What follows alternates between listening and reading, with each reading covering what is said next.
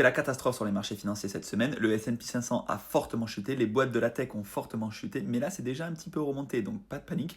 Peut-être qu'on est en train de taper un bottom et peut-être qu'on va repartir plus haut. Alors attention, c'est aussi possible qu'on aille encore plus bas s'il y a encore des conflits géopolitiques, s'il y a encore des taxes douanières dans tous les sens, etc. Ça peut aller encore plus bas. Si les taux d'intérêt ne baissent pas, ça pourra encore aller plus bas.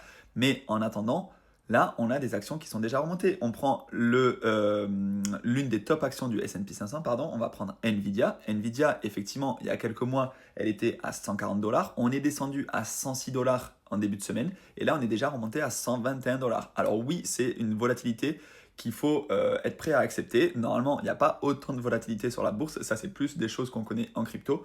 Mais quand il y a des périodes d'incertitude, ben, le marché se dérisque. Et en fait, le marché action, c'est relativement risqué, c'est beaucoup plus risqué par exemple que le marché obligataire. Donc forcément, les investisseurs préfèrent prendre un petit peu de recul, surtout que les valorisations des boîtes de la tech sont vraiment très très très élevées. Et donc peut-être que ça peut être une bonne opportunité d'achat en ce moment avec des prix plus bas si vous investissez dans des boîtes solides ou si vous investissez sur un ETF ultra large type S&P 500 ou MSCI World.